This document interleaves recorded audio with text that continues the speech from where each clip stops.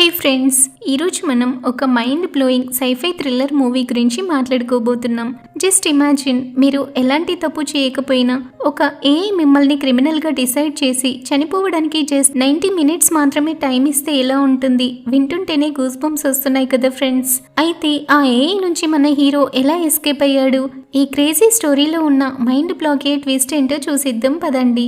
ఫ్యూచర్లో సిటీ మొత్తం ఒక పెద్ద క్రైమ్ జోన్గా మారిపోతుంది. అసలు ఎవరికి జాబ్స్ ఉండవు, ఉండడానికి ఇల్లు కూడా ఉండదు. ఎక్కడ చూసినా గొడవలు. సిచ్యువేషన్ ఎంత వరెస్ట్ గా ఉంటుందంటే క్రైమ్ రేట్ పీక్స్ కి వెళ్ళిపోతుంది.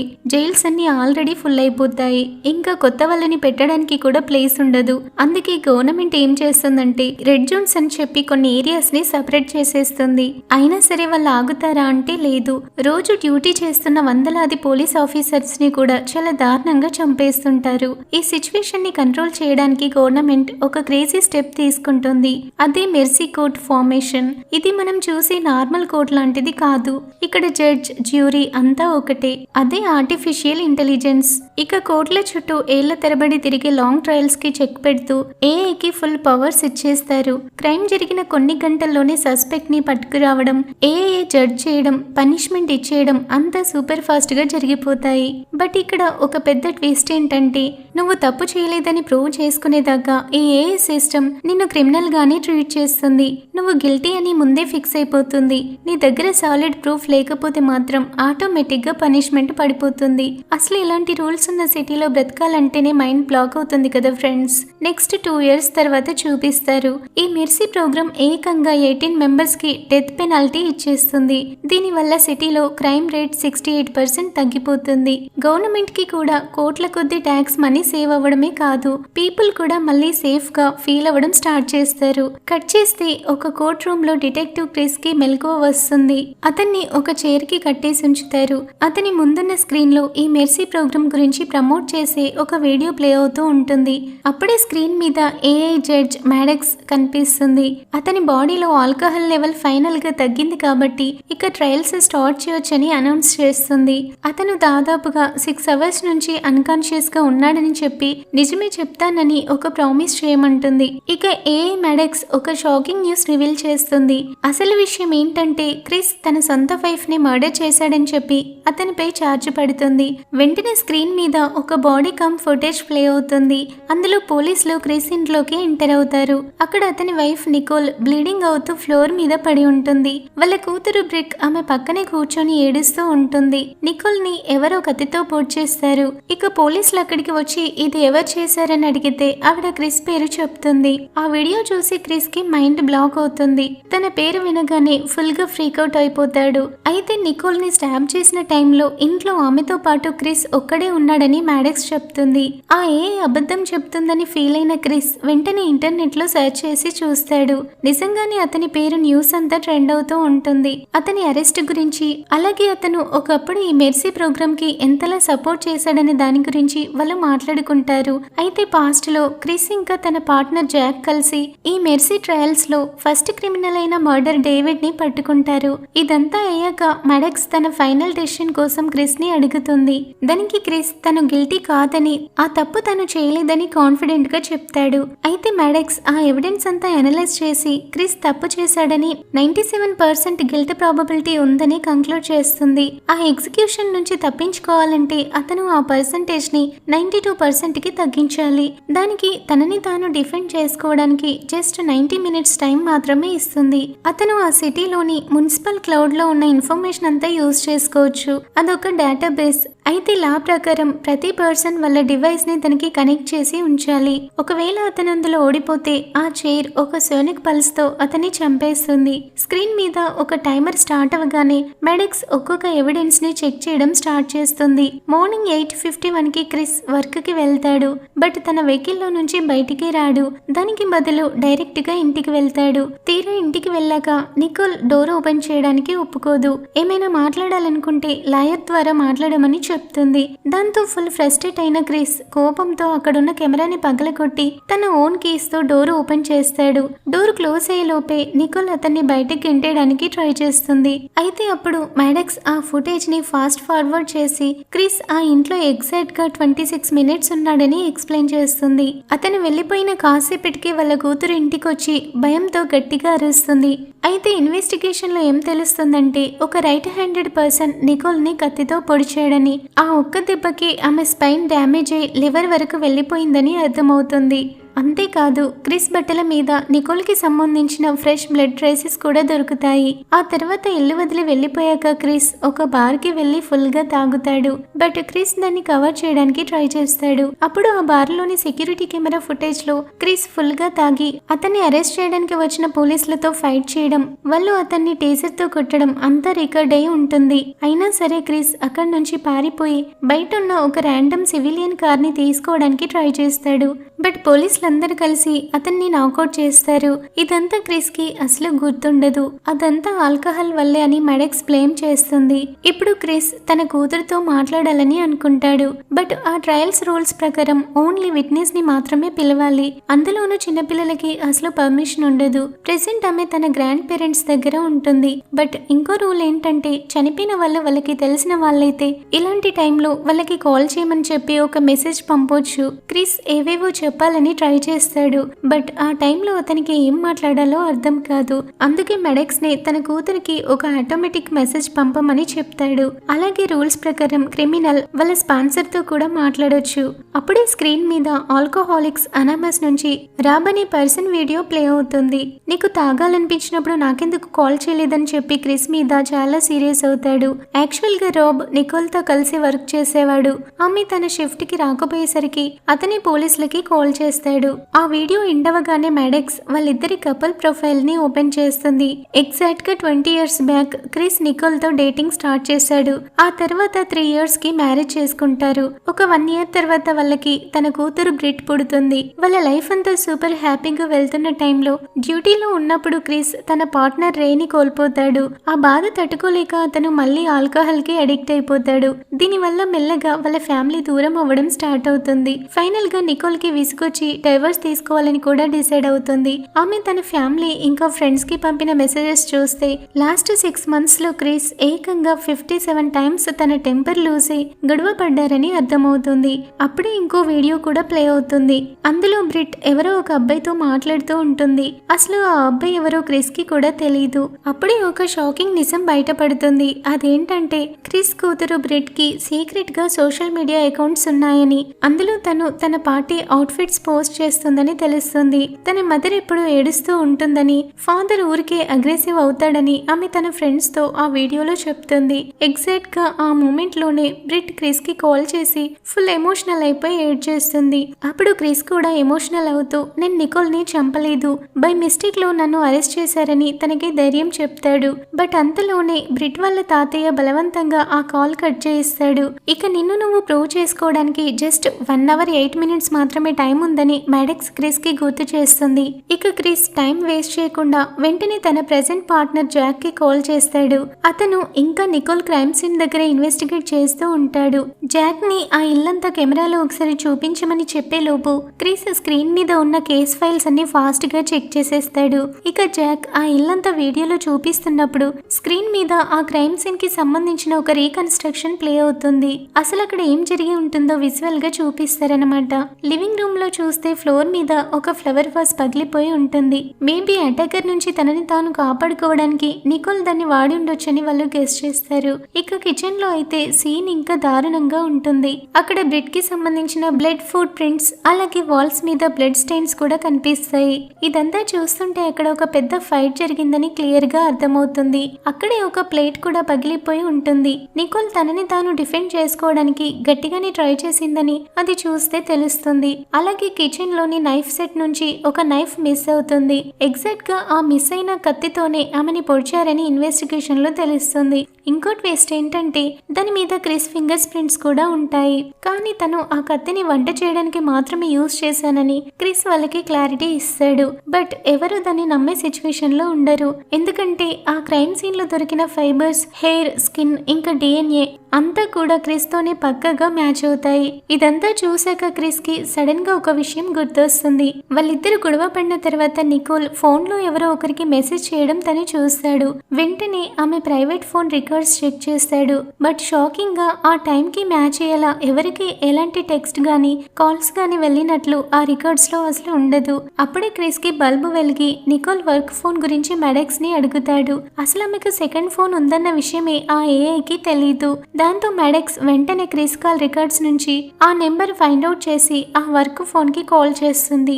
మెడెక్స్ ఆ డేటింగ్ ఫుటేజ్ అంతా చెక్ చేసి ఫ్యాట్రిక్ చెప్పిన స్టోరీ నిజమే అని కన్ఫర్మ్ చేస్తుంది. అంతేకాదు ఆ రోజంతా ఫ్యాట్రిక్ వర్క్ లోనే ఉన్నారని చెప్తుంది. సెక్యూరిటీ కెమెరాస్ కూడా దీన్ని కన్ఫర్మ్ చేస్తాయి. సో ఖచ్చితంగా అతనైతే కిల్లర్ అయి ఉండడని వాళ్ళకి అర్థమవుతుంది. ఆ తర్వాత ఫ్యాట్రిక్ క్రిస్ మీద ఫుల్ ఫైర్ అవుతాడు. ఫ్యామిలీని సరిగ్గా కేర్ తీసుకోలేదని తిడుతూ నికోల్ కి జస్ట్ తన మాటలు వింటూ తనకి కొంచెం కంఫర్ట్ ఇచ్చే పర్సన్ కావాలని మాత్రమే కోరుకుందని ఎక్స్ప్లెయిన్ చేస్తాడు. అయినా సరే అరెస్ట్ ని అడ్డుకున్నాడనే రీజన్ తో జాక్ అతన్ని పట్టుకుంటాడు. అయితే క్రిస్ కి తనని తాను సేవ్ చేసుకోవడానికి జస్ట్ 53 మినిట్స్ మాత్రమే టైం ఉంటుంది. పైగా ఇప్పుడు తన గిల్ట్ ప్రాబబిలిటీ ఏకంగా 98% కి పెరిగిపోతుంది. ఎందుకంటే నికోల్ ని మర్డర్ చేయడానికి క్రిస్ కి ఒక స్ట్రాంగ్ మోటివ్ దొరికినట్లయింది కదా.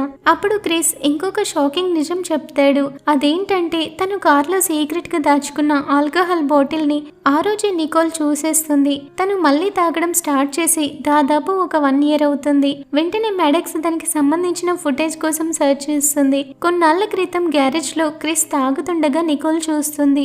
ఫైనల్ గా తనకు ఆల్కహాల్ ప్రాబ్లం ఉందనే విషయం అప్పుడే తెలుస్తుంది. ఆ తర్వాత తను ఆల్కహాలిక్ అనమస్ మీటింగ్స్ కి వెళ్లడం స్టార్ట్ చేసి రాబ్ ని కలుస్తాడు. రాబ్ హెల్ప్ తో కొన్ని రోజులు తాగకుండా కంట్రోల్లోనే ఉంటాడు. బట్ తన పార్ట్నర్ రేని కోల్పోవడం వల్ల క్రిస్ మెంటల్ గా చాలా డిస్టర్బ్ అవుతాడు. అప్పుడు ఇంకో వీడియో ప్లే అవుతుంది. అందులో రే ఇంకా క్రిస్ ఒక పోలీస్ కార్ లో ఉండి వేరే వెహికల్ లో ఉన్న ఒక క్రిమినల్ ని పట్టుకోవడానికి రెడీ అవుతుంటారు. ఎగ్జాక్ట్ గా ఆ మూమెంట్ లో క్రిస్ కి నికోల్ నుంచి కాల్ వస్తుంది. ఆ కాల్ మాట్లాడుకోమని చెప్పి రే ఒక్కడే బయటికి వెళ్తాడు. బట్ బ్యాడ్ లక్ ఏంటంటే ఆ క్రిమినల్ తన వెహికల్ లో నుంచి రేని షూట్ చేసి పోలీస్ కార్ కి మధ్యలో పెట్టి దారుణంగా క్రష్ చేస్తాడు. అప్పుడు క్రిస్ రేని మళ్ళీ కార్ లోకి తీసుకుని హాస్పిటల్ కి తీసుకెళ్తానని ప్రామిస్ చేస్తాడు. బట్ అదే టైంలో ఆ క్రిమినల్ ని కూడా చేస్ చేస్తూ ఉంటాడు. ఫుల్ కోపంతో క్రిస్ తన కార్ తో ఆ క్రిమినల్ కార్ ని గట్టిగా గుద్దేస్తాడు. దాంతో ఆ కార్ గాల్లోకి పల్టీలు కొట్టి దారుణంగా క్రాష్ అయిపోతుంది. ఆ ప్రాసెస్ లో పాపం రేకి గట్టిగా దెబ్బలు తగలడంతో అతను చనిపోతాడు. అప్పుడు క్రిస్ ఆ క్రిమినల్ ని చేస్ చేసుకుంటూ వెళ్లి ఫైనల్ గా వాటర్ దగ్గర కార్నర్ చేసి మరీ అరెస్ట్ చేస్తాడు. బట్ షాకింగ్ గా ఆ తర్వాత జరిగిన ట్రయల్ లో కోర్ట్ ఆ క్రిమినల్ ని నాట్ గిల్టీ అని వదిలేస్తుంది. ఆ ఛాన్స్ దొరికినప్పుడే వాడిని అక్కడే షూట్ చేసి చంపేయాల్సిందని క్రిస్ ఇప్పుడు ఫుల్ గా రిగ్రెట్ అవుతుంటాడు. బట్ మన ఏఐ జడ్జ్ మెడెక్స్ కి ఇదంతా అసలు ఇంట్రెస్టింగ్ గా అనిపించదు. ఇవన్నీ పక్కన పెట్టి ఆ రోజు ఏం జరిగిందో కరెక్ట్ గా గుర్తు తెచ్చుకోమని క్రిస్ ని అడుగుతుంది. అప్పుడు క్రిస్ మెల్లగా ఎక్స్ప్లెయిన్ చేయడం స్టార్ట్ చేస్తాడు. తన వర్క్ కి వెళ్ళగానే కార్లో ఉండాల్సిన ఆల్కహాల్ బాటిల్ మిస్ అయిందని రియలైజ్ అవుతాడు. అది ఖచ్చితంగా నికోల్ కి దొరికేసి ఉంటుందని అర్థమైపోయి వెంటనే ఇంటికి బయలుదేరుతాడు. ఇక ఇంటికి వెళ్ళాక వాళ్ళిద్దరికి పెద్ద ఆర్గ్యుమెంట్ అవుతుంది. ఆ కోపంలో నికోల్ కి ఎంతో ఇష్టమైన ఫ్లవర్ వాజ్ ని క్రిస్ కావాలనే నేలకేసి కొట్టి పగలగొడతాడు. అలా పగిలిన గ్లాస్ పీసెస్ తగిలి నికోల్ కి కట్ అవుతుంది. అందువల్లే క్రిస్ బట్టల మీద కొంచెం నికోల్ బ్లడ్ అంటుకొని ఉంటుంది. ఇదంతా చెప్తూ ఆ తర్వాత ఏం జరిగిందో తనకు అసలు గుర్తులేదని అంటాడు. నిజంగానే ఆ మర్డర్ తనే చేశాడేమో అని క్రిస్ కి కూడా చిన్న డౌట్ స్టార్ట్ అవుతుంది. అప్పుడు మెడెక్స్ ఇంటర్ఫియర్ అయ్యి నీ దగ్గర జస్ట్ 43 మినిట్స్ టైం మాత్రమే ఉంది. నా సిస్టమ్ టూల్స్ అని యూజ్ చేసుకుని నిన్ను నువ్వు ప్రూవ్ చేసుకో అని రిమైండ్ చేస్తుంది. వెంటనే క్రిస్ నికోల్ కాంటాక్ట్స్ అని చెక్ చేసి జైల్లో ఉన్న ఫ్యాట్రిక్ కాల్ చేస్తాడు. నికోల్ కి ఏమైనా ప్రాబ్లమ్స్ ఉన్నాయా అని అడుగుతాడు. అప్పుడే ఫ్యాట్రిక్ ఒక ఇంపార్టెంట్ విషయం చెప్తాడు. నికోల్ వర్క్ చేసే ప్లేస్ లో కొన్ని కెమికల్స్ మిస్ అవుతాయి. దాంతో తన కోవర్కర్స్ మీద స్పై చేయాల్సిన రెస్పాన్సిబిలిటీ నికోల్ కి ఇస్తారు. దానివల్లే ఆమె ఫుల్ స్ట్రెస్ లో ఉందని చెప్తాడు. మేబీ నికోల్ వర్క్ ప్లేస్ లో ఉన్న వాళ్ళే ఎవరైనా ఈ మర్డర్ చేసి ఉంటారా అని క్రిస్ కి డౌట్ వస్తుంది. బట్ వాళ్ళు సండే జరిగిన బార్బిక్యూ పార్టీ తర్వాత మళ్ళీ ఆ ఏరియాలో ఎక్కడ కనిపించలేదని మెడెక్స్ పాయింట్అవుట్ చేస్తుంది. వెంటనే క్రిస్ తన పార్ట్నర్ జాక్ ని నికోల్ వర్క్ చేసే ప్లేస్ కి పంపిస్తాడు. జాక్ అక్కడికి వెళ్లే లోపు క్రిస్ ఆ సండే జరిగిన బార్బిక్యూ పార్టీ క్లిప్స్ చూస్తూ నికోల్ కోవర్కర్స్ ని ఐడెంటిఫై చేయడానికి ట్రై చేస్తుంటాడు. బట్ ఆ మర్డర్ టైంలో వాళ్ళంతా వేరే ప్లేస్ లో ఉన్నారని మెడెక్స్ క్లారిటీ ఇస్తుంది. ఇక చేసేదేం లేక పక్కింటి వాళ్ళ సెక్యూరిటీ కెమెరా చెక్ చేయమని మెడెక్స్ కి చెప్తాడు. బట్ ఎగ్జాక్ట్ గా అదే టైంకి పవర్ ఉండదు. ఆ ఫుటేజ్ అంతా ఇంకా ఆర్కైవ్ అవుతుందని మ్యాడెక్స్ చెప్తుంది. నెక్స్ట్ క్రిస్ ఆ బార్బీక్యూ పార్టీకి కారులో వచ్చిన వాళ్ళ ఫుటేజ్ అడుగుతాడు. అప్పుడు అతనికి ఒక విషయం నోటీస్ అవుతుంది. రాబ్ కారులో ఇంకో 3 ఎక్స్ట్రా పర్సన్స్ వస్తారు. వెంటనే క్రిస్ రాబ్ కి కాల్ చేసి ఎవరికి డ్రాప్ ఇచ్చావని అడుగుతాడు. రాబ్ వాళ్ళ నేమ్స్ మెన్షన్ చేసి వాళ్ళెవరూ తనతో పాటు రిటర్న్ వెళ్ళలేదని, పైగా నిన్న ఎవరు వర్క్ కూడా మిస్ అవ్వలేదని చెప్తాడు. ఇక ఏం చేయాలో అర్థం కాక ఫుల్ డెస్పరేట్ అయిన క్రిస్ లాస్ట్ నైట్ తన కూతురు రికార్డ్ చేసిన వీడియోని మళ్ళీ ఓపెన్ చేసి అందులో ఉన్న టైం స్టాంప్ ని చెక్ చేస్తాడు. ఆ వీడియోలో బ్రిట్ వాళ్ళ మదర్ ఏడుస్తుందని కంప్లైంట్ చేసిన టైంకి యాక్చువల్ గా క్రిస్ వర్క్ లో ఉంటాడు. సో ఆ టైంలో నికోల్ ని ఏడిపించే ఛాన్స్ క్రిస్ కి ఉండదు కదా. ఇది చూసాక బ్రిట్ ఇప్పుడు ఒక పొటెన్షియల్ విట్నెస్ అయ్యే ఛాన్స్ ఉందని రియలైజ్ అయిన మ్యాడెక్స్ ఫైనల్ గా క్రిస్ కి బ్రిట్ తో మాట్లాడే పర్మిషన్ ఇస్తుంది. బట్ లైన్ లోకి వచ్చిన బ్రిట్ క్రిస్ మీద ఫుల్ కోపంగా ఉంటుంది. ఎందుకంటే తను క్రిస్ అరెస్ట్ అయిన వీడియో చూసేస్తుంది. పైగా ఇన్ని రోజులు ఫ్యామిలీకి తెలియకుండా సీక్రెట్ గా తను మళ్ళీ ఆల్కహాల్ తాగుతున్నాడనే విషయం కూడా తనకి అర్థమైపోతుంది. ఇంటర్నెట్ లో అందరూ క్రిస్ గిల్టీ అని తనే మర్డర్ చేశారని ఫిక్స్ అయిపోతారు. దాంతో బ్రిట్ కి కూడా నిజంగానే డాడీ అలా చేశాడేమోనని డౌట్ స్టార్ట్ అవుతుంది. అదే టైంలో వాళ్ళ తాతయ్య ఆ కాల్ కట్ చేయమని ఆమెను గట్టిగా ఫోర్స్ చేస్తుంటాడు. బట్ మ్యాడెక్స్ ఆ తాతయ్యని కాల్ కట్ చేయొద్దని ఆర్డర్ వేస్తుంది. ఎందుకంటే అది ఇప్పుడు ట్రయల్ లో ఒక ఇంపార్టెంట్ పార్ట్ అయిపోతుంది కదా. వెంటనే క్రిస్ తన కూతురుతో లాస్ట్ నైట్ అసలు నువ్వేం విన్నావని అడుగుతాడు. అప్పుడు ఆమె నికోల్ ఏడవడం విన్నానని, అలాగే ఇంట్లో చుట్టూ ఏదో వింత వింత సౌండ్స్ కూడా వచ్చాయని ఎక్స్ప్లెయిన్ చేస్తుంది. అప్పుడే ఆమె తన సోషల్ మీడియాలో పోస్ట్ చేసిన ఒక వీడియో ప్లే అవుతుంది. ఆ సౌండ్స్ ఎక్కడి నుండి వస్తున్నాయో తెలుసుకోవడానికి తను ఇల్లంతా వెతుకుతూ ఉంటుంది. ఆ వీడియోలో క్రిస్ ఒక షాకింగ్ డీటెయిల్ నోటీస్ చేస్తాడు. వాళ్ళ బేస్మెంట్ డోర్ ఓపెన్ చేసి ఉంటుంది. అయితే వాళ్ళు ఆ డోర్ అసలు ఎప్పుడు ఓపెన్ చేయరు. పైగా లాస్ట్ నైట్ తను అసలు అటువైపే వెళ్ళలేదని బ్రిట్ చెప్తుంది. వెంటనే క్రిస్ ఆ ఇమేజ్ ని కొంచెం క్లియర్ గా చూపించమని మెడెక్స్ ని అడుగుతాడు. ఆ జూమ్ చేసిన ఇమేజ్ లో డోర్ పైన ఒక చెయ్యి కనిపిస్తుంది. దీన్ని బట్టి ఆ బార్బిక్యూ పార్టీకి వచ్చిన గెస్ట్ లో ఒక అతను అసలు తిరిగి వెళ్లకుండా 2 రోజుల పాటు వాళ్ళ బేస్మెంట్ లోనే దాక్కున్నాడని క్రిస్ కి మైండ్ బ్లాక్ అయ్యే నిజం తెలుస్తుంది. ఇప్పుడు ఆ మిస్టీరియస్ పర్సన్ ఎవరో ఐడెంటిఫై చేయడానికి వాళ్ళు నికోల్ వర్క్ చేసే కంపెనీ సర్వర్స్ ని చెక్ చేయడం స్టార్ట్ చేస్తారు. అక్కడున్న ఈమెయిల్స్ అని చదువుతుంటే క్రిస్ కి ఇంకో విషయం అర్థమవుతుంది. లాస్ట్ 6 months లో ఏకంగా 300 kgల కెమికల్స్ మిస్ అయ్యాయని, ఆ విషయాన్ని కవర్ చేయడానికి ఎవరో స్టాక్ రికార్డ్స్ ని ఫేక్ చేస్తున్నారని తెలుసుకుంటాడు. అయితే ఆ మిస్ అయిన కెమికల్ ని స్క్రీన్ ప్రొడక్ట్స్ లో యూజ్ చేస్తారు. బట్ రెడ్ జోన్స్ లో బాగా పాపులర్ అయిన కొన్ని ఇల్లీగల్ సబ్స్టెన్స్ ని తయారు చేయడానికి కూడా ఈ కెమికల్ ని యూజ్ చేస్తారు. అయితే ఒక మిస్టీరియస్ ఈమెయిల్ నికోల్ ని డాక్టర్ దగ్గర మీట్ అవ్వమని అడుగుతుంది. అది చూసి క్రిస్ వెంటనే ఆ మీటింగ్ కి సంబంధించిన సెక్యూరిటీ ఫుటేజ్ కోసం సెర్చ్ చేస్తాడు. ఆ ఫుటేజ్ లో నికోల్ హోల్డ్ అనే పర్సన్ తో గట్టిగా ఆర్గ్యూ చేస్తూ ఉంటుంది. పోలీసుల దగ్గరికి వెళ్ళొద్దని, తనకి ఇంకొన్ని రోజులు టైం ఇవ్వమని హోల్డ్ బ్రతిమిలాడుతుంటాడు. బట్ తన జాబ్ కి ప్రాబ్లం వస్తుందని నికోల్ దానికి ఒప్పుకోదు. దాంతో ఫుల్ ఫ్రస్ట్రేషన్ లో హోల్డ్ తన వస్తువులన్నింటినీ కోపంగా విసిరేస్తాడు.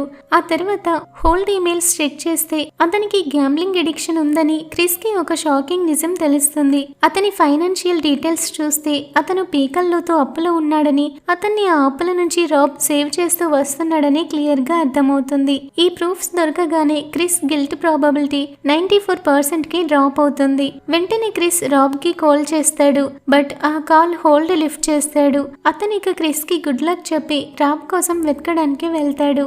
వాళ్ళు వెయిట్ చేస్తున్న టైంలో మెడెక్స్ ఆ మర్డర్ జరిగిన టైంలో హోల్డ్ ఎక్కడున్నాడో ట్రేస్ చేయడానికి ట్రై చేస్తుంది. బట్ వర్కౌట్ అవ్వదు.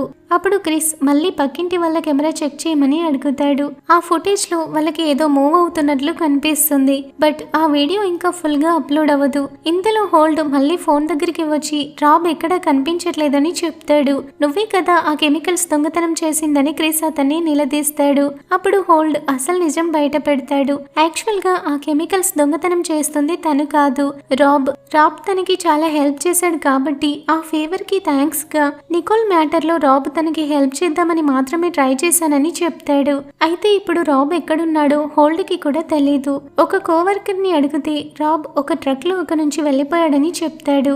అంతేకాదు నిన్న రాబ్ అసలు వర్క్ కి కూడా రాలేదని, లాస్ట్ టైం తను రాబ్ ని ఆ బార్బిక్యూ పార్టీలోని చూశానని హోల్డ్ రివీల్ చేస్తాడు. ఆ రోజు బార్బిక్యూ పార్టీ తర్వాత మిగతా వాళ్ళని తన కార్లో డ్రాప్ చేయమని హోల్డ్ కి చెప్పి రాబ్ మాత్రం అక్కడే ఇంకాసేపు ఉంటాడు. వెంటనే మెడెక్స్ ఆ మిస్సింగ్ ట్రక్ ని ట్రాక్ చేస్తుంది. రాబ్ రాబ్ దగ్గర గన్ లైసెన్స్ ఉందన్న విషయం గుర్తు రావడంతో క్రిస్ ఏమాత్రం లేట్ చేయకుండా తన పార్ట్నర్ జాక్ ని ఆ ట్రక్ వెనకాల పంపిస్తాడు. అదే టైంలో పక్కింటి వాళ్ళ కెమెరా ఫుటేజ్ ఫైనల్ గా అప్లోడ్ అవ్వడం కంప్లీట్ అవుతుంది. అందులో రాబ్ వాళ్ళ పక్కింటి కార్ ట్రంక్ లో నుంచి బయటికి రావడం వాళ్ళకి క్లియర్ గా కనిపిస్తుంది. ఇదంతా చూసాక క్రిస్ గిల్ట్ ప్రాబబిలిటీ జస్ట్ 92% కి మాత్రమే డ్రాప్ అవుతుంది. దాంతో క్రిస్ కి ఫుల్ గా మండిపోతుంది. తను మెడెక్స్ తో గట్టిగా ఆర్గ్యూ చేయడం స్టార్ట్ చేస్తాడు.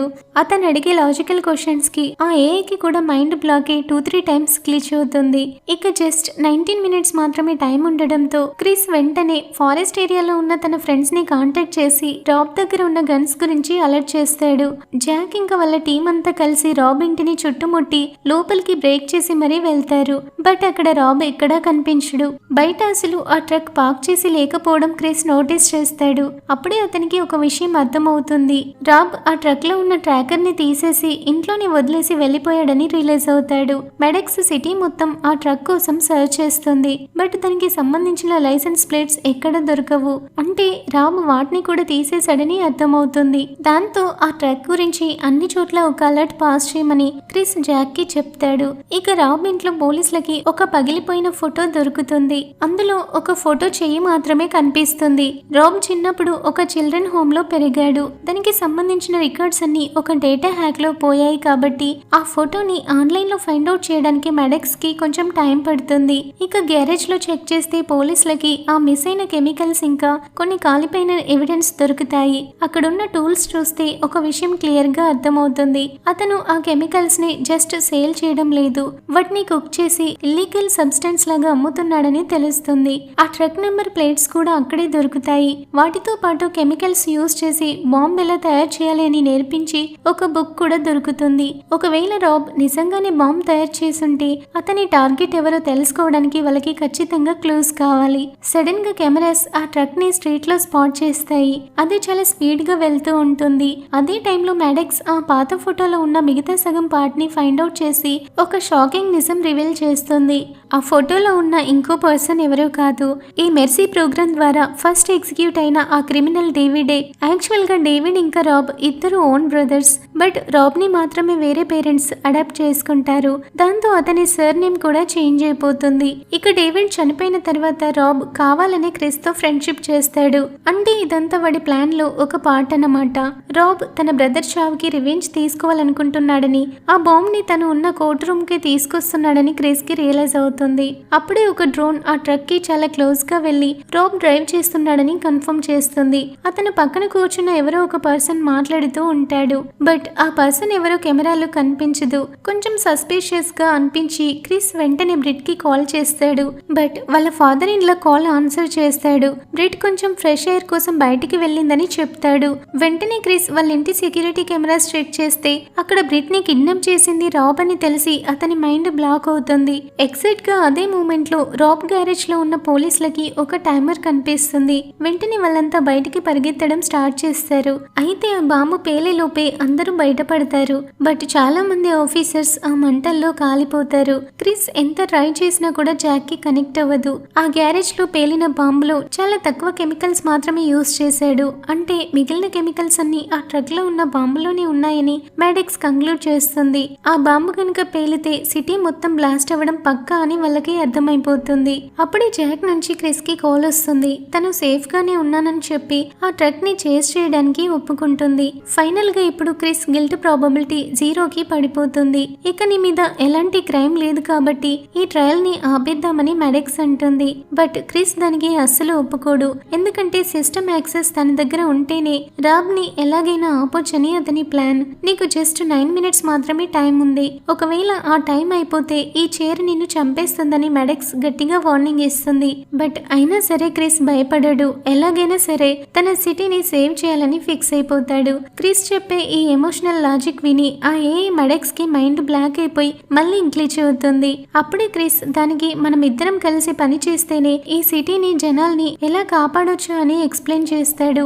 ఫైనల్ గా ఆ ట్రయల్ ని కంటిన్యూ చేయడానికి మెడెక్స్ కూడా ఒప్పుకుంటుంది. ఇప్పుడు పోలీస్ కార్స్ అన్ని ఆ ట్రక్ ని ఫాలో అవుతూ ఉంటాయి. దాన్ని బ్లాక్ చేయడానికి వాళ్ళు చాలా సార్లు ట్రై చేస్తారు. బట్ రాబ్ వాటన్నిటిని తప్పించుకుంటూ కొన్నిటిని గట్టిగా గుద్దేస్తూ ముందుకు వెళ్ళిపోతుంటాడు. న్యూస్ ఛానల్స్ వాళ్ళు కూడా ఈ చేస్ ని లైవ్ లో రికార్డ్ చేయడం స్టార్ట్ చేస్తారు. దానితో రాబ్ ఇంకా స్పీడ్ పెంచేసి దారిలో ఉన్న సివిలియన్ కార్స్ ని కూడా డ్యామేజ్ చేసుకుంటూ వెళ్తాడు. ఆ స్పీడ్ కి ఒక పోలీస్ వెహికల్ డైరెక్ట్ గా వెళ్లి ఒక స్టోర్ లో క్రాష్ అయిపోతుంది. ఇక ఆ ట్రక్ ఒక బ్రిడ్జ్ దగ్గరికి రాగానే ఒక హెలికాప్టర్ కిందికి వచ్చి తన ఏజెంట్ ని ఆ ట్రక్ మీదకి దించడానికి ట్రై చేస్తుంది. మిగతా పోలీస్ కార్స్ కూడా దారిని బ్లాక్ చేస్తాయి. బట్ రాబ్ మాత్రం ఏమాత్రం భయపడకుండా వాటన్నింటిని తప్పించుకొని వెళ్లిపోతాడు. దాంతో ఆ ఏజెంట్ ల్యాండ్ అవ్వడానికి అసలు ఛాన్సే దొరకదు. ఇక చేసేదేం లేక రాబ్ ని లేపేయండని జాక్ తన టీం కి ఆర్డర్ పాస్ చేస్తుంది. ఆ ట్రక్ లో తన కూతురు బ్రిట్ కూడా ఉందని క్రిస్ ఎంత మొత్తుకున్నా కూడా జాక్ అస్సలు వినదు. లాస్ట్ కి మెడెక్స్ కూడా జాక్ తీసుకున్న డెసిషన్ బెస్ట్ ప్లాన్ అని అంటుంది. అప్పుడు పోలీసులు ఒక రిమోట్ కంట్రోల్ కార్ ని బాంబ్ తో సెట్ చేసి ఆ ట్రక్ కిందికి పంపిస్తారు. అయితే ఎగ్జాక్ట్ గా టైం కి కనెక్షన్ ఫెయిల్ అయి ఆ బాంబు బ్లాస్ట్ అవ్వదు. అయితే ఆ కనెక్షన్ ని కావాలని హ్యాక్ చేసింది మెడెక్సా అని క్రిస్ కి డౌట్ వచ్చి దానిని అడుగుతాడు. బట్ అది సైలెంట్ గా ఉంటుంది. ఎలాంటి ఆన్సర్ ఇవ్వదు. ఇక జస్ట్ 4 minutes మాత్రమే టైం ఉండడంతో ఆ ఏరియాలో ఉన్న జనాలందరినీ వెంటనే ఎవాక్యూట్ చేయమని మెడెక్స్ అలర్ట్ పంపిస్తుంది. అప్పుడే ఆ ట్రక్ ముందుకి వెళ్లి ఫ్లై చేయమని క్రిస్ జాక్ కి చెప్తాడు. అక్కడ నుంచి చూస్తే బ్రిట్ హెల్ప్ కోసం ఏడుస్తూ అడగడం క్రిస్ కి కనిపిస్తుంది. అదే టైంలో రాబ్ కి ఎలాగైనా రియాలిటీ అర్థమయ్యేలా చెప్పాలని క్రిస్ ఫుల్ గా ట్రై చేస్తుంటాడు. రాబ్ చెప్పిన మాటలకి ఒక్కసారి ఆగిపోతాడు. తను డేవిడ్ తో ఫోన్ లో మాట్లాడానని ఆ తర్వాత పోలీస్ స్టేషన్ కి కూడా కాల్ చేశానని రాబ్ చాలా ఏడుస్తూ చెప్తాడు. వెంటనే మన జడ్జ్ మెడెక్స్ ఆ పాత పోలీస్ రికార్డ్స్ అని ఫాస్ట్ గా స్కాన్ చేయడం స్టార్ట్ చేస్తుంది. డీప్ గా చెక్ చేస్తే ఒక షాకింగ్ నిజం బయటపడుతుంది. ఎగ్జాక్ట్ గా ఆ మర్డర్ జరిగిన టైంలో డేవిడ్ రాబ్ తో ఫోన్ మాట్లాడిన ఆ ఆడియో రికార్డింగ్ ఒకటి ఆ సిస్టమ్ లో హైడ్ చేసి ఉంటుంది. ఆ కాల్ హిస్టరీని ఎవిడెన్స్ ని కావాలని ఎవరో డిలీట్ చేశారని మెడెక్స్ రివీల్ చేస్తుంది. ఆ ఎవిడెన్స్ ని దాచిపెట్టింది మరెవరూ కాదు, క్రిస్ డిపార్ట్మెంట్ లో ఉన్న టాప్ పోలీస్ ఆఫీసర్స్. ఈ మెర్సీ ప్రోగ్రామ్ ని సక్సెస్ఫుల్ గా లాంచ్ చేయాలంటే ఒక పెద్ద క్రిమినల్ ని ఫాస్ట్ గా ఎగ్జిక్యూట్ చేసి జనాల్లో నమ్మకం తీసుకురావాలి. అందుకే వాళ్ళు ఏ పాపం తెలియని డేవిడ్ ని ఇరికించి ఫేక్ ఎవిడెన్స్ క్రియేట్ చేసి దారుణంగా చంపేశారని మెడెక్స్ సిటీ మొత్తానికి బ్రాడ్కాస్ట్ చేస్తుంది. ఇదంతా విన్నాక క్రిస్ కి మైండ్ బ్లాక్ అయిపోతుంది. తను ప్రాణాల కన్నా ఎక్కువగా నమ్మిన డిపార్ట్మెంట్ ఇంత మోసం చేసిందా అని ఫుల్ ఎమోషనల్ అవుతాడు.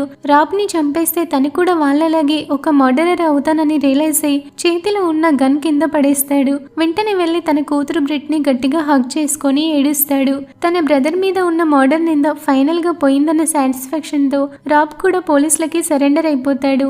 అఫ్ కోర్స్ బాంబు బ్లాస్ట్ చేయాలని చూసినందుకు రాబ్ ని అరెస్ట్ చేస్తారు. బట్ డేవిడ్ మీద ఉన్న ఆ నింద మాత్రం కంప్లీట్ గా క్లియర్ అయిపోతుంది. క్రిస్ మీద ఉన్న గిల్ట్ మొత్తం పోవడంతో తను కూడా సేఫ్ గా బయటపడతాడు.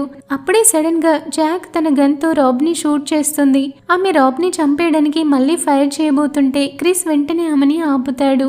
అప్పుడు రాబ్ ఏడుస్తూ ఒక నిజం చెప్తాడు. తను రోజు పోలీస్ స్టేషన్ లో ఒక ఉమెన్ తో మాట్లాడానని, ఆమె ఖచ్చితంగా డేవిడ్ కాల్ హిస్టరీ చెక్ చేస్తానని ప్రామిస్ చేసిందని అంటాడు. అంటే డేవిడ్ ని అరెస్ట్ చేసిన వాళ్ళకి అసలు నిజం ముందే తెలుసన్నమాట. వెంటనే మెడెక్స్ పోలీస్ స్టేషన్ కాల్ రికార్డ్స్ అని చెక్ చేసి ఎవరు రాబ్ హిస్టరీలోకి వెళ్లి ఆ కాల్స్ రికార్డ్స్ ని ఫైండ్ అవుట్ చేశారని కన్ఫర్మ్ చేస్తుంది. అప్పుడే క్రిస్ కి ఒక విషయం ఫ్లాష్ అవుతుంది. ఆ రోజు డేవిడ్ ని అరెస్ట్ చేసింది ఇంకెవరో కాదు, తన పార్ట్నర్ జాక్ కి. వెంటనే క్రిస్ అసలు నిజమేంటో చెప్పమని జాక్ ని గట్టిగా డిమాండ్ చేస్తాడు. జాక్ అస్సలు నోరు విప్పదు. బట్ మెడెక్స్ మాత్రం జాక్ హిస్టరీ మొత్తం స్కాన్ చేయడం స్టార్ట్ చేస్తుంది. యాక్చువల్ గా డేవిడ్ ఫోన్ ఎవిడెన్స్ బాక్స్ లోనే ఉంటుంది. బట్ జాక్ దాన్ని సైలెంట్ గా తీసుకెళ్లి రివర్ లో విసిరేస్తుంది. ఫైనల్ గా జాక్ తన తప్పు ఒప్పుకుంటుంది. ఈ మెర్సీ ప్రోగ్రామ్ సూపర్ గా వర్క్ అవుతుందని పబ్లిక్ కి ప్రూవ్ చేయడానికి, సిటీని సేఫ్ గా ఉంచడానికి తను ఇలా చేశానని చెప్తుంది. అప్పుడు క్రిస్ ఫుల్ సీరియస్ అయి సిటీకి కావాల్సింది జస్టిస్ అని చెప్పి జాక్ ని అరెస్ట్ చేయమని మిగతా ఆఫీసర్స్ కి ఆర్డర్ వేస్తాడు. ఇదంతా అయిపోయాక క్రిస్ పరిగెత్తుకుంటూ వెళ్లి తన కూతురు బ్రిట్ ని గట్టిగా హగ్ చేసుకుంటాడు. అప్పుడే మెడెక్స్ తను ఒక ఇన్నోసెంట్ పర్సన్ ని చంపేశానని రియలైజ్ అవుతుంది. అసలు తను ఎంత పెద్ద తప్పు చేసిందో తలుచుకొని షాక్ అవుతుంది. దానితో క్రిస్ హ్యూమన్స్ లాగే ఏఐ కూడా కొన్నిసార్లు మిస్టేక్స్ చేస్తుందని, ఆ మిస్టేక్స్ నుంచి లెసన్స్ నేర్చుకోవడం చాలా ఇంపార్టెంట్ అని చెప్తాడు. ఫ్రెండ్స్, దీనితో ఈ మూవీ ఎండ్ అవుతుంది. ఫైనల్ గా ఏఐ ఎంత అడ్వాన్స్డ్ అయినా హ్యూమన్స్ కి ఉన్న ఎమోషన్స్ జస్టిస్ ముందు అది కూడా పనికి రాదని ఈ మూవీ సూపర్ గా చూపించింది కదా. ఈ మూవీ ఎలా అనిపించిందో కామెంట్ చేసి చెప్పండి. అలాగే వీడియో నచ్చితే లైక్ చేసి మీ ఫ్రెండ్స్ కి షేర్ చేయండి. ఇక మన ఛానల్ ఛానల్ని ఎవరైనా సబ్స్క్రైబ్ చేసుకోకపోతే ఇప్పుడే సబ్స్క్రైబ్ చేసుకోండి friends. Thank you for watching.